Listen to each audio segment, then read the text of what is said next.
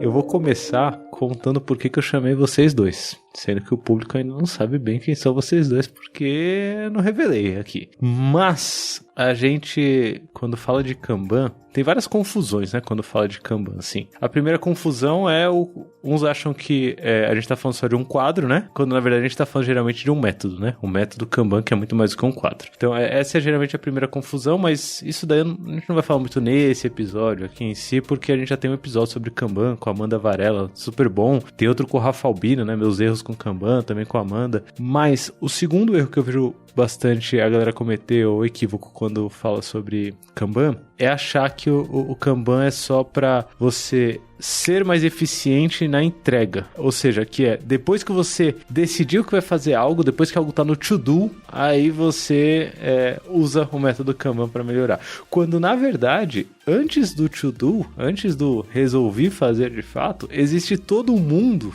existe todo um universo que é pouquíssimo explorado. E que, na verdade, faz parte do dia a dia dessas pessoas. Ou deveria, né? Pelo menos. Fazer parte do dia a dia dessas pessoas chamadas Product Owners. E aí eu achei, putz, essa combinação vai ser linda demais. Mas eu não vou falar ainda quem são nossos convidados. Eu vou antes pedir para o Léo soltar a vinheta. Solta a vinheta, Léo. Olá, este é o Love the Problem, o podcast oficial da K21. Evolução contínua de pessoas e organizações. Com carinho, toda semana para você.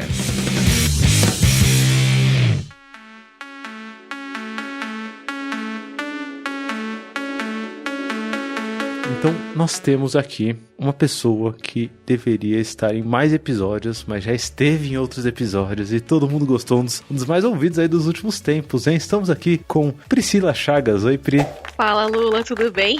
Tudo bom? Que legal estar aqui de novo, que legal que as pessoas gostaram do episódio também. Falou de produto, já vem Pri na cabeça, né? Product Owner, pai, coisas assim, ó, já vem. Tá vendo, ó?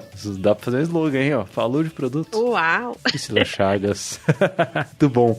E pra trazer o lado Kanban da coisa, assim, eu gosto muito, né, de Kanban, a galera sabe que eu curto bastante fluxo, assim, mas pra trazer o lado Kanban da coisa, a gente tem aqui uma participação inédita, Love the Problem, participação inédita, que demorou, né, 90 e tantos episódios aqui pra chegar, mas chegou, porque ele tá longe, né, ele veio de longe, assim, veio do outro lado das Américas. Estamos aqui com o André Suman. Fala, Suman, beleza? Olá, pessoal, fala, Lula. Oi, Pri, prazer estar aqui com vocês. Eu sou um ouvinte aí do Love the Problem, né, então responsabilidade agora de participar aqui do episódio, estou super feliz com o convite. Olá pra todo mundo aí. Que da hora, que da hora. Suman direto da onde, Suman? Tá no Mississippi? Não, eu moro em Maryland. Maryland. Eu moro pertinho de Baltimore, numa cidade que chama Bel Air. Mas não é o Bel Air do Prince of do Bel Air, Fresh Prince. do seriado. Aquele Bel Air é o de Los Angeles, né? Aqui é o Bel Air de Maryland. Que da hora, uma saudade de se encontrar em evento, hein? Saudades, bons tempos. Eu acho, Suman, que eu tenho quase certeza que a minha primeira palestra em evento foi no mesmo dia da sua primeira palestra. Eu lembro da gente, eu não sei se era a sua primeira, mas 2016, assim, a gente lá embaixo, nervosão, assim, tipo, putz, daqui a pouco vai ter palestra e tal. A sua era alguma coisa sobre trabalhando com times remotos, pá. A minha era sobre Evidence, bons tempos, hein? 2016. Acho que era a primeira num evento maior, assim, né? De evento expressão, grande, vamos dizer assim, né? Que aí bateu aquele nervosismo e tal, responsabilidade. Mas sempre aprenderam bastante aí nos eventos também. Vamos ver ano que vem, né? Acho que tá todo mundo ansioso aí pra sair de casa, dar uns abraços aí nos eventos. Vou voltar. Espero ir aí pro Brasil, o pessoal vir pra cá também e a gente se encontrar de novo. Tomara.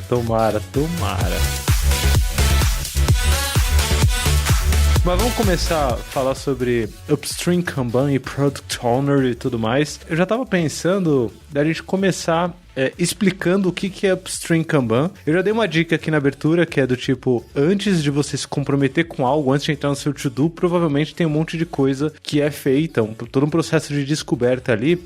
A figura que me vem na cabeça quando eu penso nisso, de cara, é aquela clássica imagem do riozinho da K21, que a gente chama de imagem do True Agile. E aí dentro do riozinho a gente tem no meio, assim, o que a galera geralmente acha que é Kanban, que é tipo to-do done de um time, sabe? Quando na verdade, depois disso, tem um monte de coisa, que é todo o processo que a gente chama de downstream, e antes disso, tem todo o processo de upstream, né, que é o processo de descoberta. Mas eu queria não usar essa figura hoje, então joga essa figura de lado, porque eu quero trazer aqui a primeira versão em áudio da Kanban Picture de André Suman. Então, Suman, você tem a responsa aqui de explicar o que é Upstream Kanban usando a Kanban Picture, mas sem usar ela visualmente, usando ela só verbalmente. Duvido. Vamos tentar. Bom, então, pessoal, o Upstream Kanban, né, como o Lula falou, é antes da gente se comprometer com a demanda. Então, a gente pode pensar como se fosse um funil de ideias, né? Quando um time de desenvolvimento vai começar a fazer alguma coisa, ele se compromete com algo conhecido, com algo que foi definido que vai ser feito. Então, estabelecemos que vamos desenvolver isso aqui, ou fazer isso aqui no trabalho do conhecimento, e aí seguem as etapas ali da construção, vamos dizer assim, que a gente chama do delivery. A questão é, antes disso, imagina que, né, a pessoa da área de negócios, o product owner, alguém ali da sua empresa que é responsável por decidir o que vai fazer, essa pessoa acordou, sei lá, pegou um café e um cereal, né, e pensou, nossa, seria legal ter isso no produto, ou seria legal incluir isso no sistema. Isso vai passar ali por um filtro, né, por uma série de etapas onde a gente vai definindo, entendendo, refinando. Aquela questão de você teve uma ideia. Até essa ideia de fato se transformar em algo que você vai se comprometer a entregar, muita coisa acontece. Então, o Upstream basicamente é isso. Nasce como uma ideia, passa aí por etapas de refinamento, entendimento, e aí, enfim, cada situação vai ter o seu fluxo, cada empresa, cada produto vai ter o seu fluxo ali, dessa preparação. Podem acontecer alguns descartes, né? Porque a nossa capacidade de ter ideias também ela é, né, infinita. Infinita. Tá?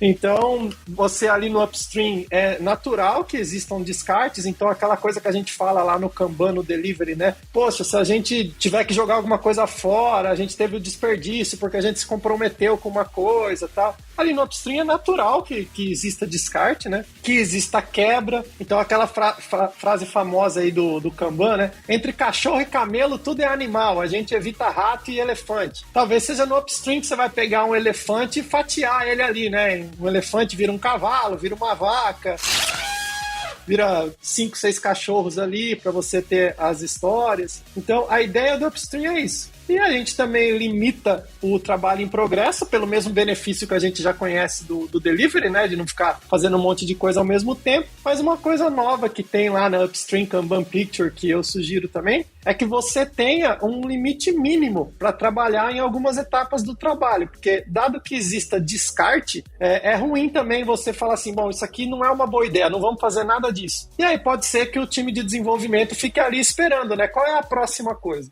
Isso ter ali um limite mínimo, né, de coisas prontas ali, no famoso definition of ready, né, pronto para entrar ali para o desenvolvimento, vai te ajudar a manter o fluxo contínuo ali, que é o que a gente quer com Kanban. Um resumo, é isso.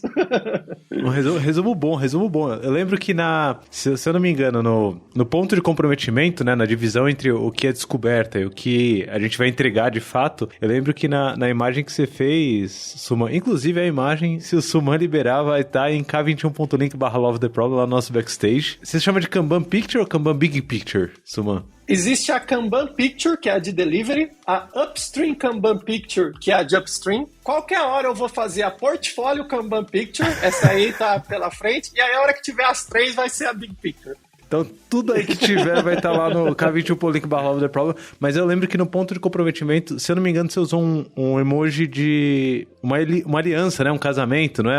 Isso, assim, casamento, exato. Casamento. Eu achei sensacional, assim, a analogia de você casar com a demanda, né? Eu acho que a primeira vez que eu vi isso foi o Alexei Zeglov falando, se eu não me engano, mas essa ideia de casar... Eu ouvi do David. Assim, eu optei por colocar a aliança porque foi do David que eu ouvi numa palestra.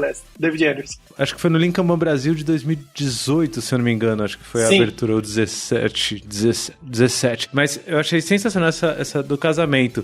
E aí, o que eu queria... Eu acho que a presença da Pri aqui é importante, porque eu sempre fui alguém que fui cobrado por trabalhar no delivery, assim. O Suman eu também sei que vem aí do desenvolvimento de software. Eu suspeito que também já atuou, assim, profissionalmente dentro de times no delivery. Suspeito, né? Não sei, assim. Sim. Sim, beleza. Acertei, então. Por muitos e muitos anos. Então, a gente só tem experiência pós-casamento, assim. Amor às cegas. Dá casamento? Vários casamentos ruins, né? Assim, várias coisas que casou e não devia ter casado, né? E chega lá no meio do desenvolvimento e você fala, por que eu tô fazendo isso, meu Deus do céu? E aí a resposta é porque agora tem que entregar, né? Não dá mais pra jogar fora, já tá comprometido, vai ser muito desperdício. Adapta o que der e entrega. Mas a Pri tem essa experiência pré-casamento com a demanda. A Pri eu a conheci já como Product Owner. E aí eu queria saber, Pri, esse upstream, né, isso que vem antes do ponto de comprometimento, antes do casamento com a demanda, né, antes do casamento com o item, antes de decidir, é isso, bora fazer. Duas coisas que eu queria saber. Primeiro, como que é, na vida real, essa jornada do tipo, é possível ter etapas, assim, que você coloca num quadro de fato, ou é um negócio mais avoado, assim mesmo, e abstrato, e do tipo, são ideias, e aí a gente se compromete em algum momento e já entra, tipo, geralmente você enxerga isso, né, na sua cabeça, quando você pensa nesse upstream, em uma coluna só do tipo ideias e pá, selecionou a ideia, entra, ou se é alguma coisa que dá pra você ter um processo um pouco mais visível. E a segunda coisa, eu já vou puxar polêmica aqui, ó, porque é isso aí, Love the Problem é só as treta. Lá vem. Que é, por que a galera insiste em separar em dois quadros diferentes? Por que a galera acha que tem que ter um quadro da galera de produtos e outro quadro da galera de delivery? Assim, vida real, Pri, você é a pessoa de produtos que eu trago aqui pra falar sobre vida real do Product Owner. Vida real, Upstream Kanban, qual é que é? Eu achei que eu ia me livrar dessa hoje. Eu achei que ia ser tranquilo. Não. Poxa vida. Hashtag tretas. Hashtag tretas, Você pensou em treta, eu não pensei em produto, pensou em Pri, pensou em treta, eu tô entendendo. É o único podcast com hashtag treta. Bom, vamos lá. Falando um pouco do processo de upstream do ponto de vista de produto, né? Eu acho bem engraçado, assim, quando eu ouço as pessoas falando do casamento. O casamento é pro time de desenvolvimento. Mas pra pessoa de produto que tá ali tentando fazer gestão de expectativa, é muito difícil não parar com uma aliança na mão. Antes. Então, assim, aquela coisa do casamento arranjado, né? Vou usar a analogia do casamento. Muito boa. O casamento arranjado. Por quê? Normalmente, como PO ou como PM ali, quando você tá trabalhando no nível de autonomia, você tá representando uma série de stakeholders, sendo também o cliente, entre todos eles, né, representando o cliente e representando os interesses da empresa e vários interesses. Então, assim, quando você tá num ambiente complexo, como normalmente a gente tá, então, eu tenho um ambiente onde eu preciso... um ambiente regulado, né? Eu vou falar aqui da casinha que eu conheço mais, que são as fintechs, são ambientes regulados pelo Banco Central, onde eu preciso estar em cumprimento com as leis, eu preciso estar em cumprimento com normas básicas de segurança. Hoje em dia ninguém escapa da LGPD, então imagina que cada uma dessas pessoas... Cada uma dessas figuras é alguém querendo botar uma aliança na nossa mão. Casa com isso. Casa, pelo amor de Deus. E a data já vem, né? Então, assim, no outro episódio que a gente conversou aqui, esse compromisso, a gente tenta adiar o máximo possível quando a gente tem um nível de incerteza muito alto, né? Quando conforme se torna cada vez mais complexo, cada vez mais caro, né? Quanto mais caro for, a gente tenta adiar esse momento de comprometimento. Mas a cada reunião em que você entra como gestor de produto, dentro com um stakeholder, com um representante de uma área, você tá gerando uma expectativa. E essa expectativa pode não ser um casamento, mas vai ser um noivado, sabe? De, olha, eu tô esperando que isso saia, né? Então... Acho que para mim, a minha principal discussão com a pessoal de Agile Master ali dentro do squad, dentro de um time, era muito mais assim, gente, é compromisso para você, mas para mim já foi há muito tempo, sabe? Então, a gente precisa entender, eu entendo que fica cada vez mais caro.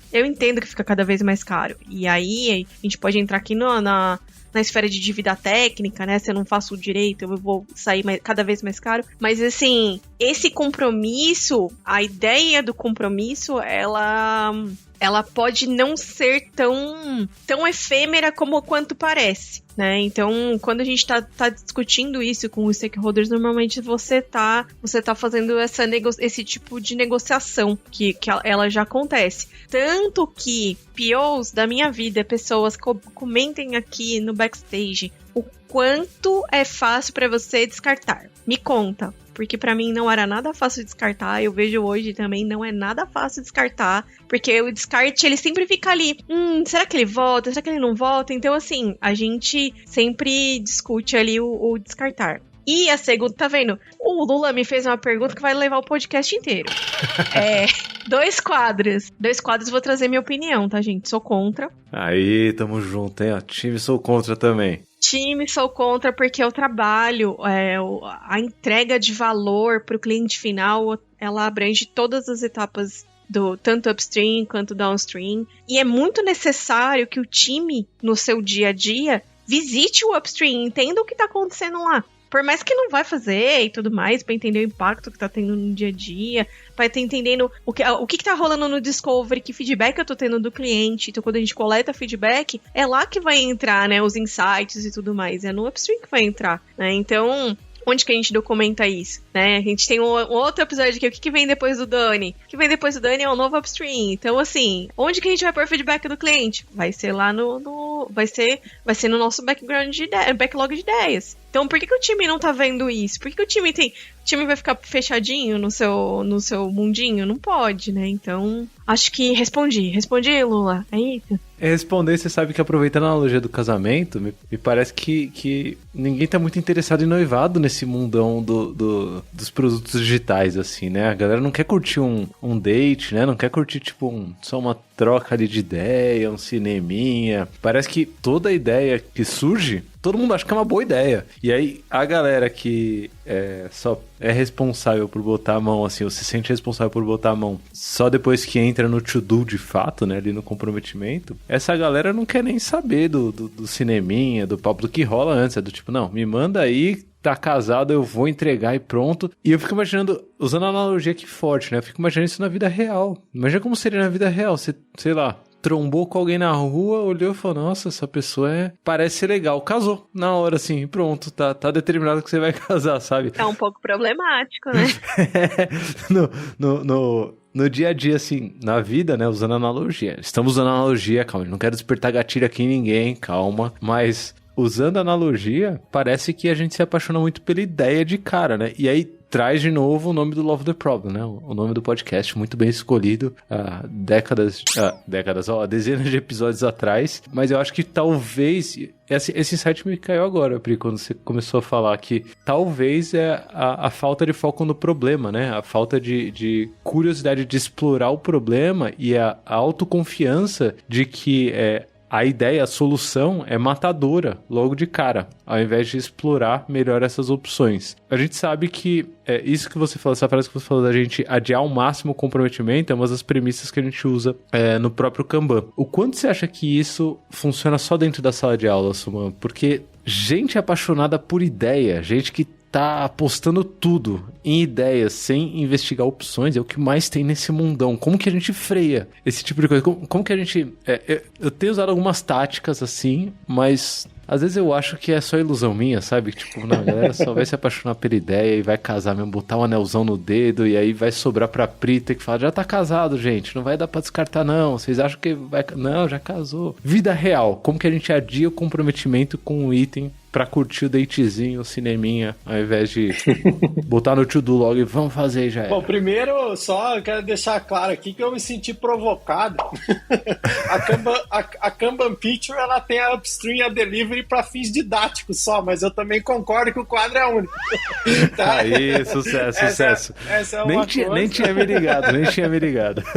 Não, brincadeira. Então, e se vocês olharem a upstream Kanban Picture, uma das colunas que propositalmente eu coloquei como exemplo, né, que obviamente o fluxo ali da Kanban Picture é um fluxo de exemplo. é refinamento técnico. Justamente porque a equipe, né, de desenvolvimento tem que estar envolvida ali em upstream também, senão vira aquela equipe que a gente chama o tirador de pedido, né? Tarefeiro, aquela coisa, né? Que chega tarefeiro, beleza, ó, o PO tirou um pedido, o pessoal tem que fazer isso aqui. O engraçado é que quem reclama de pastelaria é justamente quem geralmente não quer ver o que tem antes do ponto de comprometimento, né? Fala, acha que aqui é pastelaria? Claro, você não vai lá botar a cara no mundo pra ver o cliente, você não vai entender quem que tem a necessidade, né? Vai virar pasteleiro pra sempre, pô. E mais do que isso, até a gente vê, né, eu também vim desse mercado financeiro, dessas coisas, quantas vezes a gente já não atuou, por exemplo, num time de um sistema contábil, onde os desenvolvedores estão lá há 15 anos e sabem mais do que o contador do que tem que acontecer ali, entendeu? Então, como essas pessoas podem ajudar ali no universo das ideias, do que vem pela frente, né? Acho que isso é uma parte bem legal aí. Mas levando para a prática, para adiar o ponto do comprometimento aí, como o Lula falou, como a Pri pontuou, super legal, né? De realmente, assim, bom, o que eu acredito? Acho que é um senso meio que comum, assim. Se você toma a decisão com mais informação, você toma uma decisão melhor, né? Então você adia, né, o comprometimento justamente para colher mais informação para você conseguir se comprometer com um IP que realmente faz sentido naquele contexto. E eu acho que isso tem tudo a ver com o Kanban quando a gente fala de diminuir os tamanhos dos lotes, de trabalhar com coisas e adiar para a gente estar sempre fazendo o que é o quente ali do negócio, o que chegou e precisa ser feito, ou uma urgência, ou uma necessidade do negócio, né? A gente vive num mundo hoje, né, de mudanças constantes e daqui a pouco surge um meme e aí esse meme viraliza e de repente você quer colocar alguma coisa no produto para aproveitar essa onda, entendeu? Isso acontece o tempo todo aí no trabalho do conhecimento. Então se você já tem um lote ali de coisas enfileiradas e prometidas e falando vai sair esse, depois esse, depois esse, depois esse, já era, não vai entrar mais nada. Então eu tento mostrar, e aí eu no papel ali de treinando, né, de trainer ali, de mostrar pro pessoal por que a gente não se compromete com um monte de coisa ao mesmo tempo. Se eu me comprometer com 5 coisas e começar a fazer a primeira, tem 4 enfileiradas, né? Seria como se você fosse num restaurante e falasse assim, ó, a gente vai pedir aqui as comidas, só que a gente já vai escolher a entrada, as bebidas, o prato principal, a sobremesa e já deixa tudo anotado lá na cozinha e traz tudo isso pra gente, que essa vai ser a nossa refeição de hoje. Pensa que daqui a pouco você come um negócio e tal, aí a bebida, você fala, pô, mas me deu uma vontade de beber um negócio diferente. Ah, então, mas agora você já pediu. Nossa, mas agora eu pedi uma sobremesa que é enorme e eu já tô bem cheio. Aí fala, não, mas agora não dá pra trocar, porque você já pediu, a cozinha já tá fazendo, entendeu? Eu acho que é esse tipo de coisa, de argumentação que a gente conversa com o pessoal, de que pede o que precisa pra agora e não precisa ficar fazendo uma fila ali com coisas ordenadas. Por ser um sistema puxado, ali quem tá desenvolvendo, quem tá produzindo, quem tá, né, convertendo essa opção num entregável, a hora que esse pessoal levantar a mão e falar assim, qual é o próximo? Aí sim você toma a decisão. Porque aí você pode ter mudado de ideias quantas vezes quiser. A hora que a cozinha levanta a mão lá e fala, qual é o próximo prato? É ali que ela precisa saber o que fazer. Não precisa ter enfileirado os pedidos antes, né? Eu vou mais nessa linha aí. Você usou 2 palavras que eu acho que vale a pena a gente se aprofundar aqui. A primeira que é impactante, que é dados, né? Então, a galera se compromete com as ideias sem dados nenhum, né? Pô, eu acho que vai ser uma ideia maravilhosa. Se compromete, pá, vamos fazer. E não tem nenhum tipo de dado que prove. E você falou de opções, né? Que é uma palavra que a gente não tá acostumado. Eu demorei anos e anos e anos dentro do desenvolvimento de software pra ouvir falar de opções. Na verdade eu ouvi falar, só que eu ouvi falar das opções do mercado financeiro, né? Só, assim. E nunca, nem analogamente, usei pra lidar com o meu fluxo. Hoje eu consigo fazer analogias boas entre opções do mercado financeiro e as do nosso dia a dia. Mas, no final, o que eu penso é, será que a gente está preparado para lidar com opções baseado em dados na vida real, né? Assim, beleza, versar sobre isso eu consigo. Ou lidar com isso dentro de um time de 5, 10 pessoas eu consigo. Agora, uma organização do tamanho, sei lá, das fintechs, né? A gente está puxando aqui bastante o mercado financeiro. Quando que uma organização do tamanho de uma fintech em crescimento vai conseguir lidar com a ideia de que antes de você comer de fato o seu prato principal, acabar ele, tá satisfeito e pronto para uma sobremesinha, comer sobremesa é só uma opção. O que me parece é que o mercado lida com a ideia de que vai ter que comer tudo, sabe? Não, vai ter que comer... Não tem opção, assim. Você vai ter que beber coca, vai ter que beber um suco, vai ter que beber uma água, e você vai ter que comer o prato principal, e depois vai ter que comer uma sobremesa, e depois você vai ter que comer... Parece que o mundo lida com o vai ter que fazer como padrão. Pri, nesse universo de produtos, você já conseguiu lidar com opções baseadas em dados de fato ou a realidade é outra, assim? Eu vejo bastante, viu? Bastante, assim, lidar com opções. Olha a esperança vindo, ó. Olha a esperança chegando. Esperança, fica com esperança. Eu vejo bastante, principalmente em contextos onde hoje eu não tô atuando direto com produto, mas, né, eu dou suporte para equipes de produto. Então eu vejo em equipes de produto onde há um incentivo à experimentação forte, o dia de amanhã é amanhã, não é hoje. Né? Então, assim... que frase bonita.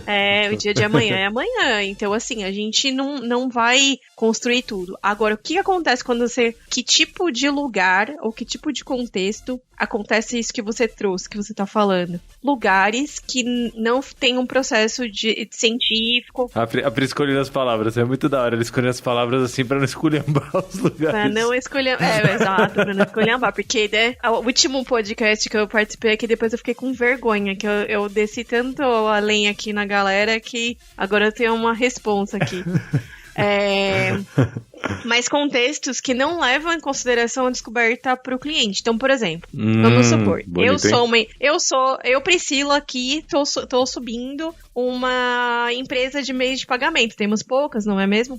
Poucas empresas de meio de pagamento, pouco cartão de crédito e tal. Vou lançar um novo cartão de crédito. O que normalmente contextos mais tradicionais e contextos que não levam em consideração a experimentação fazem? Vou copiar o concorrente 100%. Vou entrar e copiar. E aí eu não tô nem falando de Kanban, né? Eu tô falando de copiar o concorrente 100%. Cara, aí eu não dou margem pro processo científico. Já é muito bom que você falou, eu vou, né? Olha a aliança no dedo aí, né? Tipo, eu vou.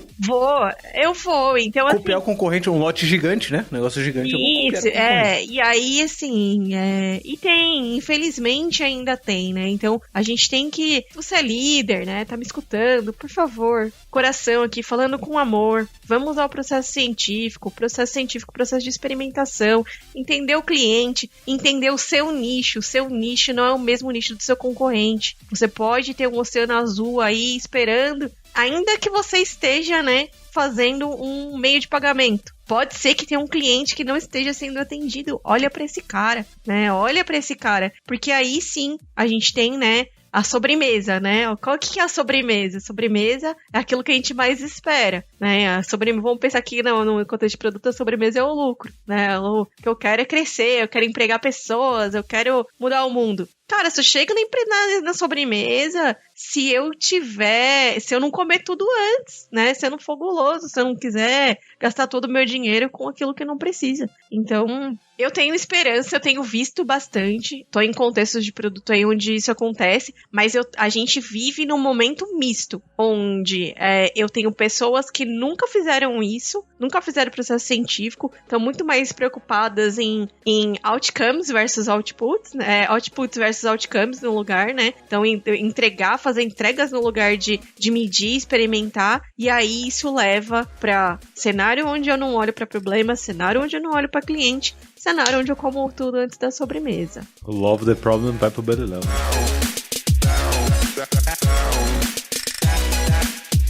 Aí tem a questão também até do próprio propósito, né, Pri? Eu tô tendo uma experiência agora atuando como PO de uma ferramenta de métricas para equipes ágeis. Então, assim, pra mim é uma coisa nova, essa coisa de ser produteiro, né? Tô super aprendendo ali. Eu sempre orientei POs, né? Isso aqui, como que as histórias, tal, como é que é o fluxo, o upstream, vou te ajudando, mas colocar o chapéu de PO é diferente pra mim, né? E aí eu percebi quanto eu falo muito mais não do que sim. Por quê? Poxa, é uma ferramenta de métricas para equipes ágeis. Quem que a gente quer atender? As equipes que trabalham com agilidade, trabalham com, pode ser com Scrum, com Kanban, para a gente entender as métricas de fluxo e tal. E direto chega alguém e fala para mim, Suman, você tem que pôr um negócio aqui que é muito importante. Você tem que colocar um indicador aqui para a gente fazer o tracking de quantas horas cada desenvolvedor apontou versus quantas horas eles deram para a estimativa da tarefa. Como é que é o negócio? Gente, talvez exista algum público para isso que vocês estão querendo. Não é o público de equipes ágeis que querem atingir a maturidade, etc. Então, assim, é aquele não, uma salva de palmas pro Suman, Léo. Põe uma salva de palmas aí, ó. Então, sabe aquela coisa? Eu não tô fazendo o que estão pedindo, eu tô fazendo o que eu acredito, né? O que é ali o objetivo do produto e tal. Então, tô super aprendendo aí, mas olha, mais de 70% das vezes, se alguém me chama para comentar de alguma feature, de alguma coisa que seria legal, a resposta é, então, só que esse não é o nosso propósito aqui na ferramenta. Então, esse não é o nosso cliente, não é isso que o cliente quer. Exato. Eu acho que a ideia de orientação a serviço, e esse é um negócio que eu demorei muito tempo para aprender, a ideia de orientação a serviço faz muita diferença nessa hora, né, Suman? Acho que você já tem isso internalizado. Quando você fala de propósito, no final você tá falando isso, ó, o serviço que a gente quer entregar não é esse. O que eu quero como resultado final do serviço que eu entrego é diferente. A necessidade que eu quero atender é outra. Eu gosto muito da ideia da definição de serviço, né? Eu geralmente rabisco esse slide na hora, assim, mas eu sei que a Kanban University tem um slide já prontinho, bonitinho, que é a necessidade de alguém, um trabalho sendo executado e essa necessidade sendo atendida. Que é justamente o que você e a Pri estão falando juntos aí, né? A Pri falou, ó, quem não liga para lidar com opções com base em dados, geralmente são as pessoas que não querem descobrir mais sobre a necessidade do consumidor que está lá numa ponta. E aí o que o Suman trouxe se você não descobrir as necessidades desse consumidor, o propósito do produto que você está fazendo vai ser um propósito vazio, vai ser um propósito que vai atender a necessidade de alguém meio que aleatório, né? Porque no final não vai ser necessidade de alguém que tem um time ágil, assim. Quem pede um carro no aplicativo, a necessidade é ir para algum lugar, não é consumir bala, né? Então seria a mesma coisa você falar que eu pedi um carro porque eu tava afim de uma bala, então eu pedi um carro aqui no aplicativo para me levar para algum lugar. Daqui a pouco você tem um monte de, sei lá, maníaco por doce usando o seu serviço sem querer e não vai durar muito tempo, né? Você sabe que toda essa história nossa me lembrou uma palestra que acho que eu fiz no Agile Brasil de Campinas, 2018. Isso, foi de 2018, porque foi bem em cima, assim. História triste. Põe uma música triste aí, Léo, que é história triste. História triste, ó.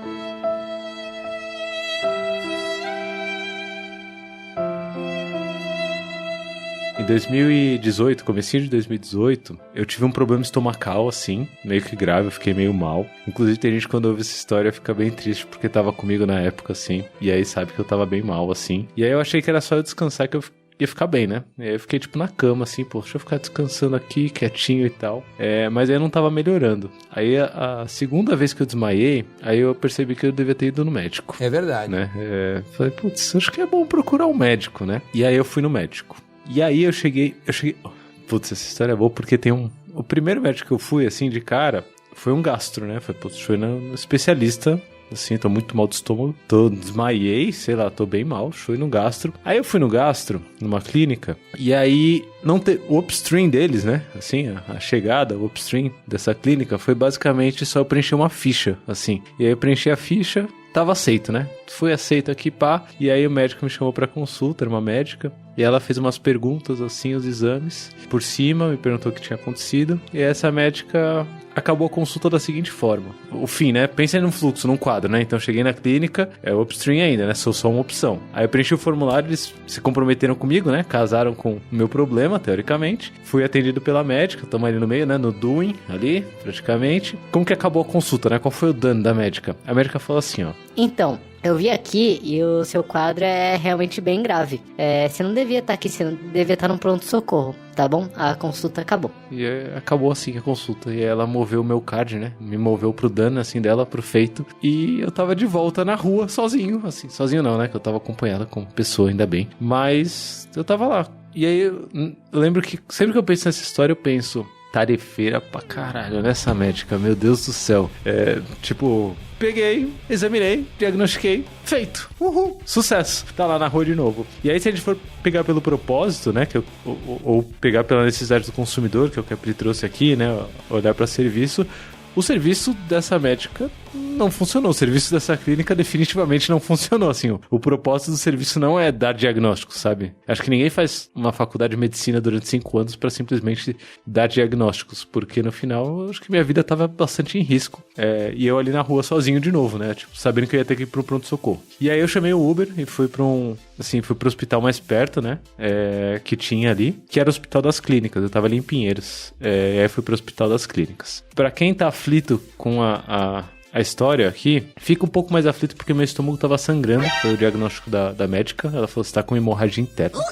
Mas eu sobrevivi, então fica calmo. Spoiler aqui, né? Sobrevivi, tô vivo. Então no final deu tudo certo, calma. Mas quando eu cheguei no Hospital das Clínicas, o upstream deles foi muito diferente do da médica. Quando eu cheguei no Hospital das Clínicas, eu tentei entrar pela porta principal, assim, pela catraca, e o moço falou, não, aqui não é o pronto-socorro não. O pronto-socorro é lá em outra entrada. Aí eu falei, eita, não querem me atender, né? Aí eu fui lá pra outra entrada, aí cheguei pra moça, falei, moça, então, meu estômago tá sangrando e eu preciso ser atendido. Tô morrendo, já desmaiei 2 vezes. E ela falou, não, aqui só chega de helicóptero ou de ambulância, senão não entra. Aí eu falei, eita, como assim? Eu tô morrendo. Ela, não, só de helicóptero ou de ambulância. E aí nesse momento, Suma, quando eu falo isso, eu lembro de você falando não, né? Porque eu tava recebendo não ali no upstream, tá vendo? Eles não casaram comigo, eles estavam tipo, não, aqui helicóptero, ambulância. E aí eu sei que eu tava bem mal assim, eu tava quase desmaiando, eu tipo, sentei no chão assim pra não cair. Aí nesse momento que eu sentei no chão, veio o segurança, abriu o portão, me colocou pra dentro, e aí veio a enfermeira, fez uns exames, ó, dados aí, hein? Fez uns exames, assim, tipo, mediu pressão, mediu coração, como tava, e ela viu que eu tava bem zoado mesmo, assim, a pressão tava muito, muito baixa e tal. E aí sim, ela deu entrada na minha ficha, e eu entrei e fui muito bem tratado, assim, no sistema, sobrevivi, fiquei uns 2, 3 diazinhos aí na internação pesadona, tomei umas 4 bolsas de sangue e hoje eu estou bem. Muito obrigado para quem se preocupou durante a contação da história aqui, mas estou bem. Mas o lance e o que eu queria discutir aqui? Dentro de sistemas que entregam um bom serviço, que é o caso do Hospital das Clínicas, né? É o hospital de referência em toda a América Latina, acho que talvez seja o principal hospital público da América Latina. Se você entrega um serviço que é bom, que as pessoas percebem como bom, a tendência é você ter cada vez mais oportunidade batendo na sua porta, certo? Porque vai um recomendar pro outro, ali ó, vai lá, pô, fala ali que sai, certo? Fala ali que o negócio funciona. E aí, a partir desse momento que tem mais coisas batendo na sua porta, se você quiser manter a qualidade do serviço, o não, ele é premissa básica. E aí você fala, mas eu não consigo falar não. Se liga, o hospital tava falando não pra mim, uma vida, né? Alguém quase morrendo ali. Eu prefiro um hospital que fale não pra algumas coisas e ponha pra dentro que é realmente grave, mas atenda de verdade, do que uma clínica tarefeira que bota pra dentro qualquer coisa e no final não resolve o que deveria resolver. Assim, né? Essa história pra mim, tomara que eu não tenha despertado muito gatilho, que esse episódio é o episódio do gatilho, né? Já falamos sobre casamentos, já falamos sobre casar muito cedo, sobre adiar casamento, já falamos sobre hospital, sobre... Meu Deus do céu. Mas no final, o que eu acho que as pessoas não se dão conta é de que pra você fazer um bom serviço, você tem que escolher muito bem com o que você não vai se comprometer. Porque a partir do momento que você tá fazendo um bom serviço, vai surgir muita coisa que é oportunidade, né? Que é opção. E até me lembro, Lula, nessa mesma palestra de conversar com você depois, de falar que, ao contrário do que a gente falou aqui do jantar ou do casamento, que são analogias, isso não é uma analogia. Isso é a essência da entrega de serviços, certo? Foi feito a opção, foi feito lá o upstream, o delivery, então assim, o Lula tá contando uma história para fazer um paralelo. Não, a história do Lula é um fluxo, a essência, né? do fluxo da entrega de serviços. Isso é muito legal de perceber, né? É fluxo. E é da hora, Suma, porque durante a pandemia, agora, né? Ainda estamos gravando durante a pandemia. Se você nos ouve em 2035, provavelmente isso já acabou há muitos anos. Estamos de dedos cruzados aqui. Quer dizer, às vezes não. Mas já estamos chegando numa onda boa agora já aqui. Todo mundo vacinadinho, tomem suas vacinas. Mas atualmente em pandemia, uma das métricas que a galera acompanha bastante é a ocupação de hospitais, né? E aí, quando você começa a trabalhar com a ocupação de leitos, ocupação de hospitais, começa a ficar cada vez mais evidente que você precisa trabalhar melhor suas opções. Porque se você falar sim pra qualquer coisa que bata na sua porta, falando, eita, dei uma tossida me interna aí, sabe? Dei uma tossida, me aceita aqui, dei uma tossida. A ocupação vai subir, né? Vai estar muito alta, muito cedo. E é o que você falou, nenhuma outra coisa vai conseguir entrar a tempo, né? Nenhuma outra coisa que seja grave vai conseguir entrar a tempo, né? Eu queria botar um adendo nessa analogia que vocês fizeram, sobre o limite, né? Sobre o não. E eu acho que também vale aqui a gente pontuar que não é só não e ponto, né? Eu acho que o não e ponto. Vamos falar do não e ponto. Então vamos imaginar a situação do Lula que tava ali chegando no hospital, né? E aí o hospital não aceitou porque não chegou de helicóptero ou de... Eu juro que eu olhei pro alto pra saber se tinha algum helicóptero, Pri, pra pular. Vamos. Uma ambulância, né? Uma ambulância ali, abre a porta aí pra nós. Mas o próprio Covid era uma demanda nova, né? Então... Quando que isso se tornou prioritário? Quando, ao ler os dados, a gente percebeu que isso era algo significativo. Olhando, e aí, assim, quando a gente fala de hospital, a gente mexe muito com os nossos sentimentos, né? Ah, como assim? Não vou ser internada e tal, mas eu queria transportar isso pro mundo dos negócios. O que significa isso pro mundo dos negócios? Eu tô dizendo não, e aí assim, eu não vou vender bala quando eu alugo o carro, quando eu peço o carro. Não é essa, vou trazer o exemplo do Suman aqui, que foi ótimo. Mas aí a gente começa a entender nosso cliente e perceber que a bala é diferencial e ele aluga o carro, ele pede o carro comigo ao invés do concorrente por causa da bala. E aí eu começo, 5%, 10%, 15%, 20% da minha base faz isso. Eu vou deixar pra lá? Eu não posso, né? Eu não posso deixar pra lá. Então, assim, é isso que o não é. O não é, não, mas espera aí. É claro que, assim, quando a gente faz essa comparação aí de falar, não vou fazer porque não faz sentido. Não faz sentido por quê? Porque os dados não mostram que tem uma relevância. Mas se o comportamento do meu cliente começar a apontar que tem relevância, isso vira oportunidade, isso vira ideia a ser trabalhada, ideia para discovery. Então, assim, principalmente para equipes menos maduras, onde eu já tive muita discussão nisso, de tipo, não e ponto, não faz sentido, não vou fazer e ponto, não vou fazer. Não é isso, né? Não é nesse não que a gente tá querendo dizer. Dizer não é importante, priorizar é importante, mas entender o cliente é vital para nossa sobrevivência. É claro que, né, no caso da sobrevivência do Lula, no hospital é um outro cenário e tal, e aí até trouxe a Covid como exemplo, mas é sempre importante a gente olhar as coisas com esse quê de não agora, oportunidade para o futuro, talvez. É muito doido porque o que eu gosto muito de fazer nisso, e acho que casa bastante com esse exemplo que você e o Sumão trouxeram, Pri, é colocar a linha, no quadro mesmo, assim, ó, botar a linha do tipo, passou dessa linha, a gente vai entregar, assim, não tem volta. E aí fica mais fácil de eu dar esse não, que é um não, peraí, né, não, mas olha bem. Por quê? Porque se, por exemplo, nesse caso da métrica aí que o Suman colocou, que é muito bom, assim, é bom em tantos níveis, assim, essa coisa de um produto de métricas ágeis e alguém dá uma ideia de medir quantidade de horas chutadas e horas reais. Se o Suman, que é alguém que tá olhando para essa parte do upstream, né, que tá ali fazendo o trabalho de produtos, se ele fala que não é uma boa ideia e alguém tá falando que é uma boa ideia, no mínimo, não é o momento certo para se casar com esse negócio, certo? Porque a gente tem um conflito, né? Então é do tipo, não... Por quê? Porque a gente nem concorda nessa porra. Como você quer que eu case com um negócio que a gente nem concorda, no mínimo, sabe? Eu gosto muito da linha. Tem um não agora, não nunca, não, mas a gente vê melhor daqui a pouco. Tipo, não vamos discutir. E isso tudo tem a ver com a própria capacidade, né? Como a gente tá falando da capacidade do hospital e tal. Qual é o desafio do trabalho do conhecimento, né? Se a gente se é uma fábrica que produz um item de manufatura, se é um hospital que tem camas lá, você entra no hospital, você olha, você sabe se tem capacidade para pôr mais gente ou não tem, né? Quando o trabalho está escondido, né? E é por isso a gente traz no Kanban a visualização e tudo mais. O nosso trabalho é muito difícil.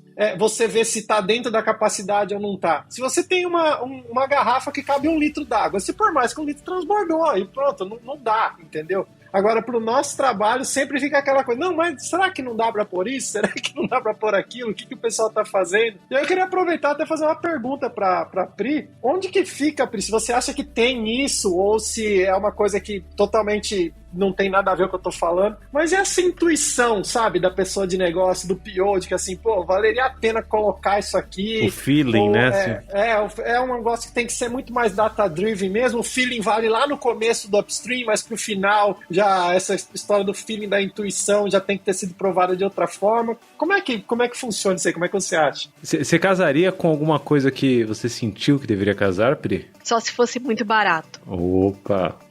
O pensamento aí é quanto custa, né? O feeling vale, tá? O feeling vem da onde? O feeling vem do estudo e da experiência. Então, você estudou seu cliente, você conversa com seu cliente regularmente, você entende seu cliente, você almoça com seu cliente, você janta com seu cliente, e aí, assim, você ouve ele falar, assim, da mulher, tá chorando, tá com um problema em casa, você sabe todos os problemas do seu cliente, e aí é como aquele seu amigo que você, né, o seu amigo do peito que tá com um problema, e você fala assim, poxa, eu te conheço tão bem, por que você não vai por aqui? Então, essa intuição, ela existe, ela vem, mas ela não vem do nada, ela não vem de tipo, eu acho que é isso aqui. O que a gente faz quando a gente é muito novo, fazendo um produto muito do zero? A gente experimenta com low code, no code. Então, por exemplo, no caso de produtos digitais, né? Vou fazer uma experimentação com um protótipo, vou fazer uma experimentação, vou fazer aqui um protótipo navegável e dar na mão do cliente para ver como é que ele vai se virar.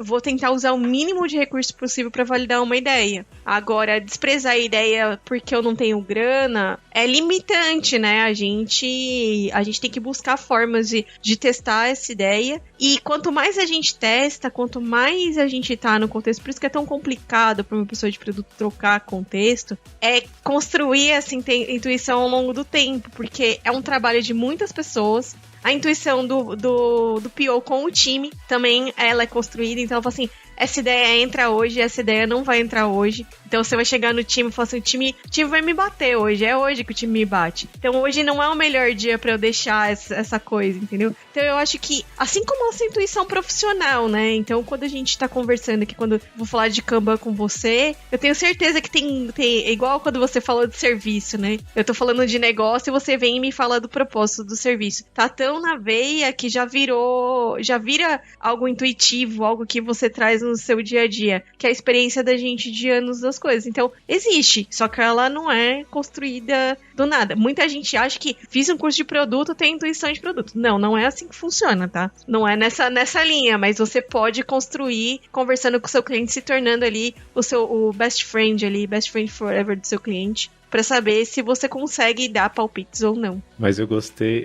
da restrição que você já trouxe de cara, assim, a resposta básica do tipo, pô, eu caso, mas não caso com elefante, com urso, com mamute, com girafa. Eu caso com cachorro, um gato, de preferência um ratinho ali, coisinha pequena que vai fluir rápido, que vai fluir barato.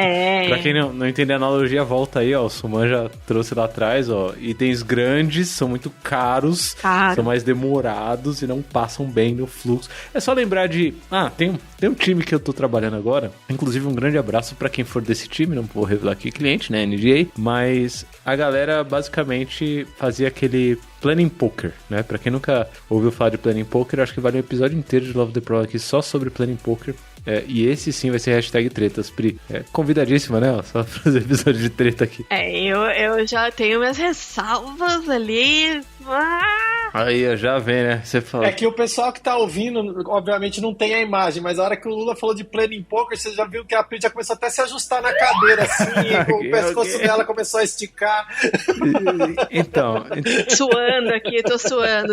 Então, eu não tenho nada contra, até tenho amigos que fazem. Mas o ponto é, o Planning Poker, pra quem não conhece, é basicamente um momento em que as pessoas tentam estimar o tamanho ou complexidade das coisas com as quais elas estão se comprometendo, né? E qual que é o ponto principal aqui de ressalva, pra quem não entendeu o porquê da gente começar a se mexer na cadeira? É porque, no final, é um grande chute. E, às vezes, as pessoas levam muito a sério, assim, esse chute. Chutão, assim, como se fosse coisa muito real. E é um chute, é só um chute. Mas essa galera usava o Planning Poker assim, e aí, o que eu tirei proveito? desse Planning Poker. Eu falei, galera, primeira coisa, quando vocês estão estimando esses itens, vocês ainda conseguem descartar? Ou já tá comprometido? Aí eles falaram, não, já tá comprometido. Eu falei, então tanto faz o que você chutar, você vai ter que fazer, não vai? Então, dá pra você talvez fazer qualquer tipo de análise se você vai se comprometer ou não com esse item antes de você estimar, assim, tipo, vê direito, conhece melhor o item, depois que você conhecer o suficiente, aí você se compromete a fazer. Aí a galera gostou dessa ideia já. Daí já ajuda um pouco a limitar, né? Tipo, já tô botando o portão ali, né? Do tipo, ó, pra passar do portão, a gente precisa conhecer o suficiente. Beleza. Aí, eu trouxe essa analogia, só que ao invés de trazer animais, Suma, eu trouxe a analogia com um meio de transporte. Eu falei, se você tá tentando andar na cidade de São Paulo, aqui, com um caminhão com dois... caminhão biarticulado, sabe? Você tem tipo um... Bitrem. Ela chama de bitrem. Eu sou do interior, eu sei, né? Caminhão de cana, né, Lula? O Lula caminhão de cana, ele então... não sabe. Chegou aqui o Suman com o bitrem de cana aqui em São Paulo pra dar um rolê em São Paulo, né? Vai ser doideira, você não vai conseguir andar muito, assim, você vai se ferrar muito e não vai chegar em lugar nenhum, assim. Por quê? Porque coisas grandes não fluem bem. Agora, se você for andar de carro, já é um pouco mais fácil, mas ainda tem seus percalços. Se você for andar de moto ou bicicleta, putz, aí a coisa funciona. A pé, é certeza que você consegue chegar, só tem que ver se o caminho é bom o suficiente pra você ir a pé, mas dificilmente você vai ficar parado no fluxo. E aí isso foi interessante, porque eu já fiz a analogia na hora, eu falei, então, tá vendo essas coisas que vocês estimam aqui, que vocês jogam nos pontos mó alto aí, ó? Pá, vocês estão chutando nos pontos mó alto? Por que vocês não fatiam melhor e trabalham com coisas pequenininhas? Antes de se comprometer. E aí entra a resposta da Pri aqui, né? Que é do tipo, putz, você apostaria no feeling? Ela falou, se for um negócio pequenininho, se for piquititico, se for do tipo bicicleta ou moto, se for de bicicleta ou moto, eu topo. Agora, se for pra ir no bitrem cheio de cana no meio da cidade, eu não vou apostar que ele chega do outro lado, não. Assim, não vale a pena essa aposta. E é interessante porque só nessas analogias que a gente trabalhou aqui, a gente já tá falando de limites, que é coisa que a gente fala muito pouco. Inclusive tem um episódio sobre o Whip Limit, vê lá no nosso backstage, que é 21.link/Love the Problem. Episódio com Wesley e com a Bia, muito, muito bom. A gente já tá falando de opções, né? Tipo, se compromete ou não, casa ou não casa. A gente já tá falando de fatiamento, que aliás, valia um episódio só pra fatiamento aqui no Love the Problem, inclusive, ó, pegando agora. Que é você transformar um bicho maior em um bicho menor, e que fique claro a analogia do bicho aí, ó. Vou usar a analogia dos meios de transporte. Quando eu falo de transformar um negócio maior em um menor, não é você falar, então vou fazer só a roda do caminhão. A roda do caminhão não é um meio de transporte, certo? Isso daí é quebrar um caminhão. Eu não quero que você quebre o caminhão, eu quero que você transforme ele em um meio de transporte menor, que flua melhor, tipo uma moto ou um carro. Mas aí a gente começa a trabalhar com upstream. Eu amei essa analogia, Lula. Desculpa aqui te interromper, mas eu fiquei imaginando, tipo, e como é que é andar a pé na 25 de março, né? Muitos lotes pequenininhos, né? Num lugar onde ali a via não comporta. Então, eu preciso também limitar. Eu amei. Eu tô apaixonada. Tô apaixonada por essa analogia. Muito boa. Tem funcionado bem. A galera já fala, não, pô, isso daí é ônibus. A gente não gosta de ônibus aqui no nosso fluxo agora, não. Vamos transformar aqui em 2 motos. E eles se comprometem com as 2 motos. Eu falei, isso, a moto anda bem. E aí, o Planning Poker, que é tido como vilão no universo, pra eles começou a funcionar. Porque se eles estão jogando um número muito alto ali, tipo, tanto faz se vai acertar ou se vai errar, sabe, o número, mas eles já sabem que, putz, a gente precisa fatiar melhor, sabe, porque não vai fluir, assim. Tem funcionado, assim, e eles estão aprendendo a lidar com opções, né, no dia a dia, assim, na prática, que é a coisa mais difícil do mundo. E eu tenho uma analogia social aqui, só pra encerrar o assunto e pra deixar mais uma opção de episódio aqui pro futuro, que na nossa vida social, eu posso falar por mim, pelo menos, eu fui muito pouco ensinado a lidar com opções. Desde o começo, era tudo mandatório, né? Então, tipo, pô, você vai ter que ir pra escola. Pá, não é uma opção, né? Tá ali, já tá comprometido desde que você nasceu. Você vai ter que fazer tal coisa, você vai ter que fazer tal coisa. E aí eu vi que dentro desse contexto social, eu nunca aprendi a lidar com opções, né? Desde o primeiro chefe, era do tipo, você tá aqui, ó, o que tem pra fazer é isso, faz. Então eu fui criado pra ser um tarefeiro. E acho que isso tem muito a ver com não saber de upstream Kanban, certo? Ser tarefeiro, assim, na essência, criado, me assumindo tarefeiro aqui tem bastante a ver com isso. Tudo isso implica que a pessoa que tá ali cuidando do fatiamento, cuidando do que tá sendo colocado em downstream, tem o poder de montar, de fazer isso. E se ela não tem, a gente já aí entorna o carro todinho, né? Aí entorna tudo, porque a pessoa não tem, então o que acontece? Ela tem que casar com a demanda antes do downstream, ela vai casar com coisas que ela não tá tomando conta do orçamento, né, do produto. É uma coisa que ainda é bem fraco, eu acho, em times aí, que eu vejo muito pouco, que é cuidar do orçamento do produto, cuidar do orçamento da entrega. Então, saber quanto custa, ainda que estimado, que às vezes esses valores não são fáceis de obter, mas cuidar do orçamento para entender se isso é barato, se isso é caro, quanto traz para a empresa, quanto economiza, né? Então, pra gente ter esse tipo de opção, a gente precisa ter essas informações, e muitas vezes isso acaba que não tem. Então, tem um monte de premissa para essas coisas acontecerem. Mas o que eu acho bacana, Lula, que você trouxe, é usar alguns princípios de fatiamento ali, de entendimento, diminuição de lote, limitação, mesmo quando você não tá usando o Kanban, que é a coisa de... Cheguei no pessoal, tava fazendo ali o planning poker. Eu falei, gente, acima de 8... Eu fui assim, né? Acima de 8... Pensa bem, pensa direitinho, vê se cabe mesmo, porque 8 você já não sabe. 8 você já... E aí eu fui categórica, assim, de tipo, 8 você tem certeza que você sabe o tamanho de um 8? Ah, mais ou menos. Então, olha, presta atenção. Não deixa passar 8, não. Eu prefiro 15-2 do que um 8, praticamente. Porque eu me comprometo só com um 2, né? Eu me comprometo com um só, né? Dos 15-2. Aí deixa os 14 paradinhos no backlog, assim. Bonitinho, você se compromete. Ai, não vamos gerar estoque, né, gente? Não vamos falar de estoque, não. Depois joga fora depois. Só deixa ela paradinha e joga fora. Não, joga fora não.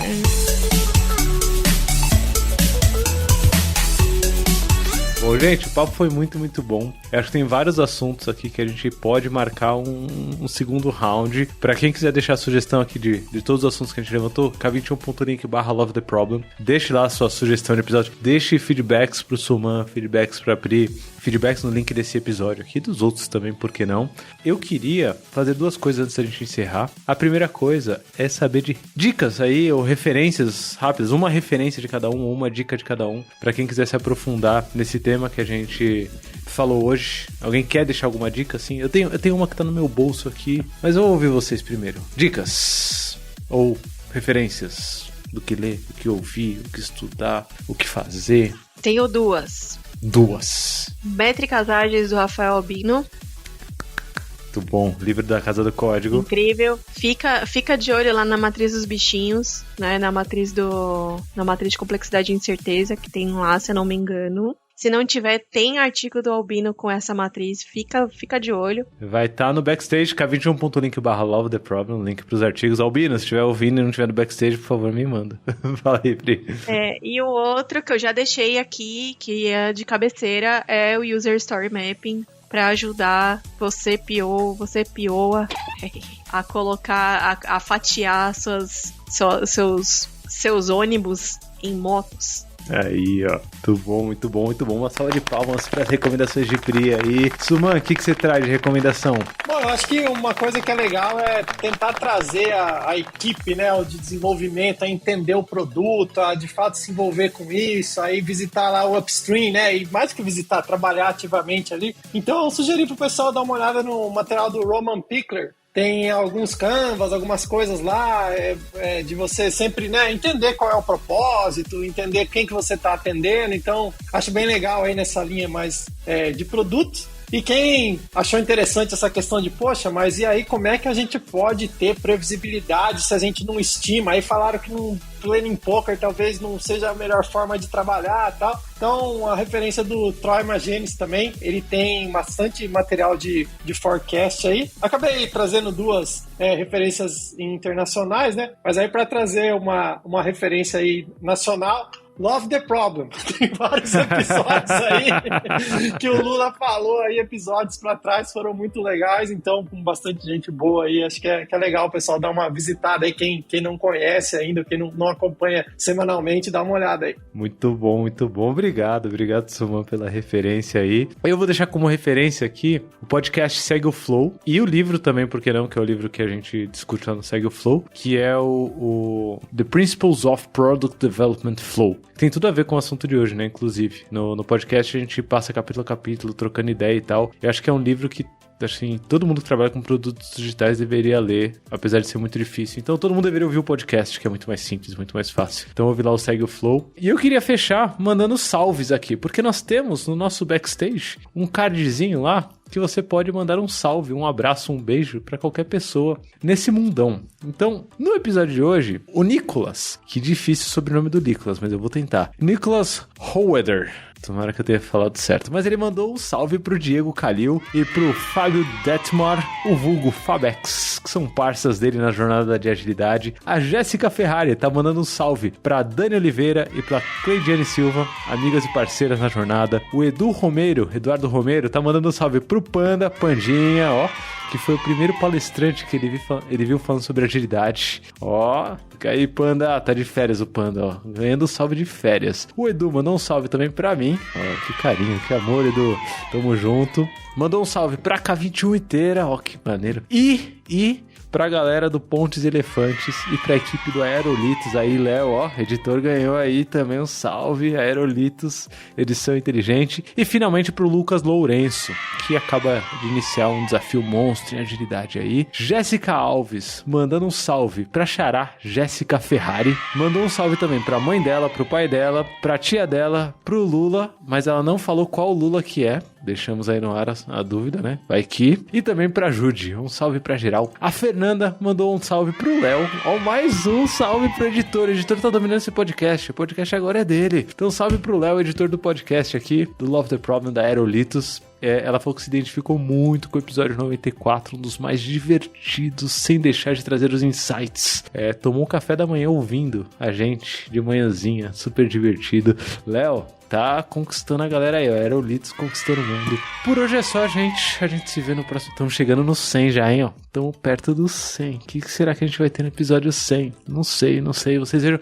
Ah, importante. Pra quem gosta muito do Love the Problem, é um merchan muito rápido aqui, mas tem o programa de liderança exponencial com a Andressa Chiari e outras referências aí que a K21 tá lançando. Procurem saber, k21.link/Love the Problem. A gente tá no YouTube agora com o Love the Problem, sem imagem, é só o áudio mesmo, mas pra achar os episódios é bem mais rápido, né? Quer passar pra alguém? Passa do YouTube mesmo lá, tal. E se você tá vendo no YouTube, não esquece, se inscreve no canal, ativa o sininho, pá. Se você estiver ouvindo no Spotify, também dá pra assinar o canal, também dá pra ativar o sininho aí no Spotify, que eu sei que tá. E acho que era isso. Beijo, gente. Tchau. Tchau, Pri. Tchau, Silvana. Tchau. Tchau. Falou.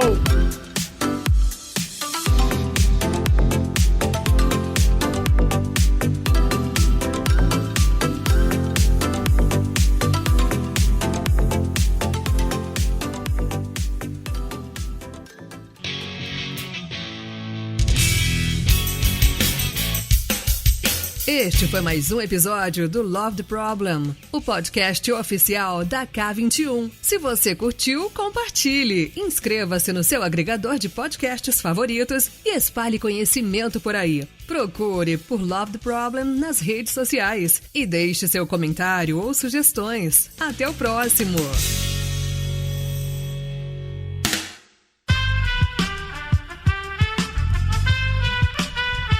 Esse podcast foi editado por Aerolitos Edição Inteligente.